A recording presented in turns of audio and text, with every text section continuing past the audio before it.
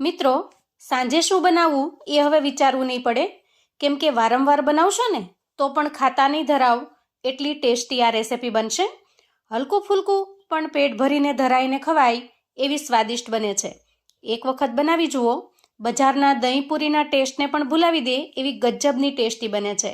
તો ચાલો ઝડપથી રીત જોઈ લઈએ. સૌથી પહેલાં 3 થી 4 કટોરી જેટલા મમરા લઈશું. આ મમરા જે રૂટીનમાં આપણે સેવ મમરા બનાવવા માટે લેતા હોઈએ એ જ લેવાના છે. અને મમરાને મેં ચાળી અને ચોખ્ખા પણ કરી લીધા છે. ત્યાર પછી ગેસ ઓન કરી ગેસ ઉપર આપણે એક કડાઈ મૂકીશું અને કડાઈમાં 1 નાના ચમચા જેટલું તેલ ઉમેરીશું. હવે તેલ થોડું ગરમ થાય એટલે અડધી ચમચી જેટલી રાઈ ઉમેરી દઈએ અને અડધી ચમચી જેટલું જીરું ઉમેરી દઈએ. ચપટી હિંગ ઉમેરીશું. હવે જુઓ, અહીંયા રાઈ સરસ રીતે ફૂટી ગઈ છે અને જીરું પણ સરસ રીતે સતળાઈ ગયું છે. એ સમયે અહીંયા થોડા મીઠા લીમડાના પાન અને લીલા મરચાના ટુકડા લીધા છે, એને ઉમેરી દઈએ અને સરસ રીતે સાંતળી લઈએ. ગેસની ફ્લેમને આપણે અત્યારે એકદમ સ્લો ઉપર રાખવાની છે. ત્યાર પછી ઉમેરીશું 5 ચમચી જેટલી હળદર અને હળદરને ખૂબ સરસ રીતે મિક્સ કરી લઈશું. આ રીતે તેલની અંદર મસાલા અને હળદર ઉમેરીશું તો મમરાનો ટેસ્ટ પણ એકદમ સરસ ટેસ્ટી બને છે, જેથી મમરા ક્રિસ્પી થવાની સાથે સાથે સ્વાદિષ્ટ પણ ખૂબ થશે. હવે આપણે તૈયાર કરેલા મમરાને કડાઈમાં ઉમેરી દઈએ અને સરસ રીતે એકદમ સરસ ક્રિસ્પી થાય ત્યાં સુધી શેકી લઈએ. અહીંયા મેં જે કડાઈ લીધી છે એ જાડા તળિયાની કડાઈ લીધી છે, કેમ કે પાતળા તળિયાની જો કડાઈ લઈશું તો નીચે મમરા ચોંટી જશે અથવા તો કાળા પડી જશે, બળી જશે અને એનો ફ્લેવર પણ સારો નહીં લાગે. હવે મમરા શેકાવા લાગે ત્યારે આપણે એના અંદર થોડા શેકેલા શિંગદાણા ઉમેરીશું.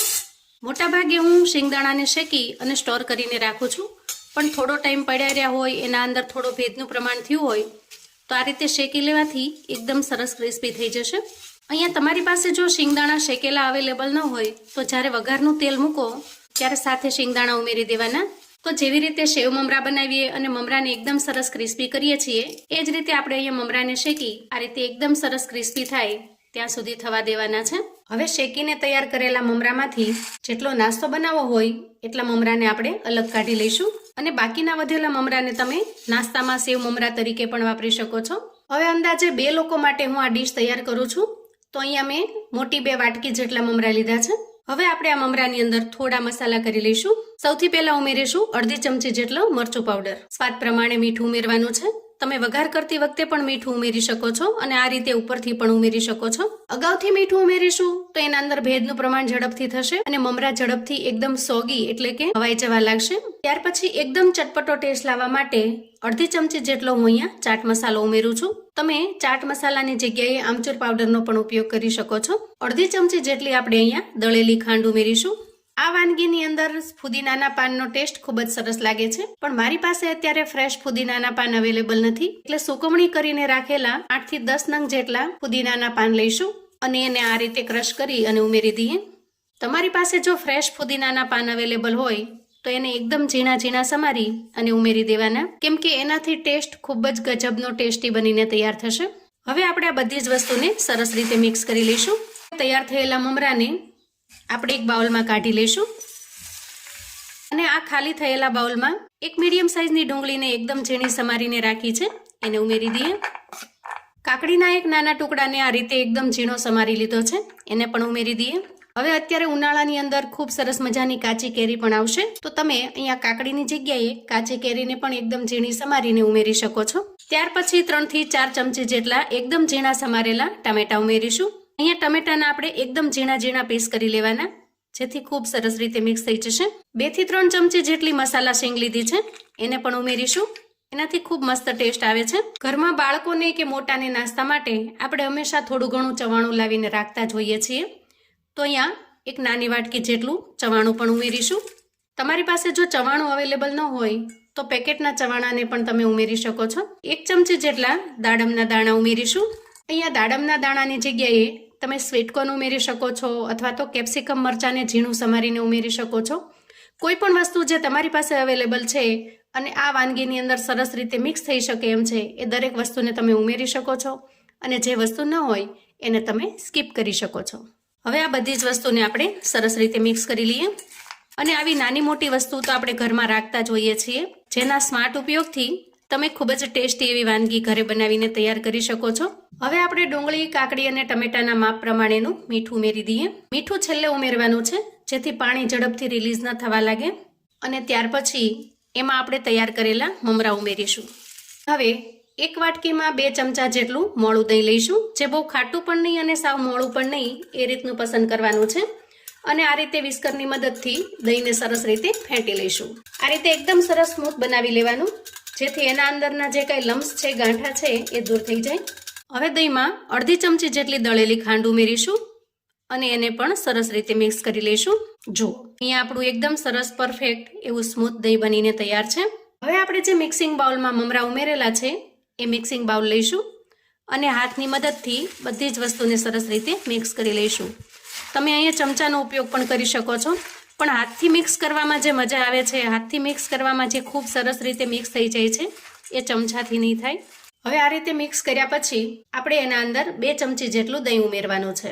આપણે આજની વાનગીમાં એકદમ સરસ મજાનો દહીં પૂરીનો ટેસ્ટ લાવવાના છીએ, તો દહીં ઉમેરવું ખૂબ જરૂરી છે.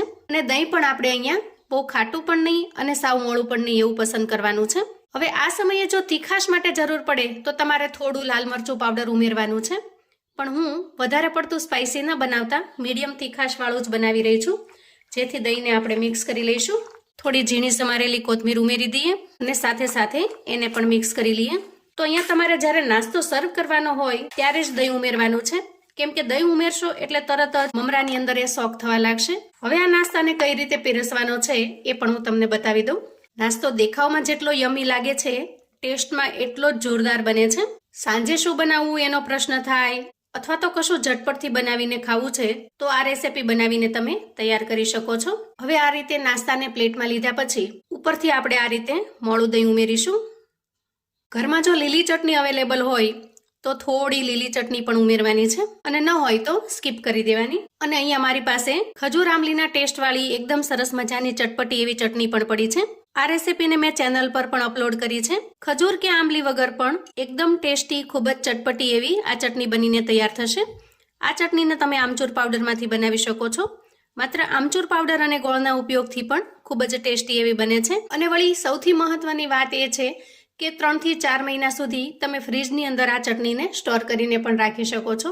તો ચોક્કસથી ચેનલ ઉપર જઈ તમે આ ચટણીની રેસીપી ચેક કરજો. હવે જુઓ, અહીંયા તમારી પાસે જો આ રીતે ખાટી મીઠી ચટણી ન હોય તો તમારે થોડો ટોમેટો કેચઅપ ઉમેરી દેવાનો. એનાથી પણ ખૂબ સરસ મજાનો ચટપટો ટેસ્ટ આવશે. ઉપરથી થોડી ઝીણી સેવ ઉમેરીશું. ફરી થોડી કોથમીર સ્પ્રિંકલ કરી દઈએ ગાર્નિશિંગ માટે. અને ઉપરથી થોડા દાડમના દાણા. છે ને, દહીં પૂરીને પણ ભૂલાવી દે એવા ટેસ્ટવાળી વાનગી. ખરેખર ખૂબ જ ટેસ્ટી અને યમી લાગે છે. એક વખત જો બનાવશો તો 100% દહીં પૂરીના ટેસ્ટને પણ ભૂલી જશો. સાંજે નાની મોટી હળવી ભૂખમાં અથવા તો રસોઈમાં કશું ન બનાવવું હોય અને હલકું ફૂલકું ખાવું હોય તો પણ તમે આ બનાવીને તૈયાર કરી શકો છો. ખરેખર એટલું ટેસ્ટી બને છે કે બાળકોથી લઈ ઘરમાં સૌને ખૂબ જ પસંદ આવશે. તો આવું નવું જાણવા માટે અને મને સપોર્ટ કરવા માટે ચેનલ પર જો તમે નવા છો તો પ્લીઝ ચેનલને સબસ્ક્રાઇબ કરો. વિડીયો ગમે તો લાઈક અને શેર કરો. તમારા સગા સંબંધી મિત્રોને પણ આપણી આજની એકદમ સરળ, ખૂબ જ ટેસ્ટી એવી દહીં પૂરીના ટેસ્ટની આ રેસીપી ચોક્કસથી મોકલી આપજો, જેથી એ લોકો પણ બનાવીને તૈયાર કરી શકે, એન્જોય કરી શકે અને એના પરિવારને પીરસી શકે. કોમેન્ટમાં મને ચોક્કસથી જણાવજો મિત્રો કે આજની આ રેસીપી તમને કેવી લાગી છે. ફરી મળીશું એક નવી રેસીપી સાથે. ત્યાં સુધી આવજો મિત્રો.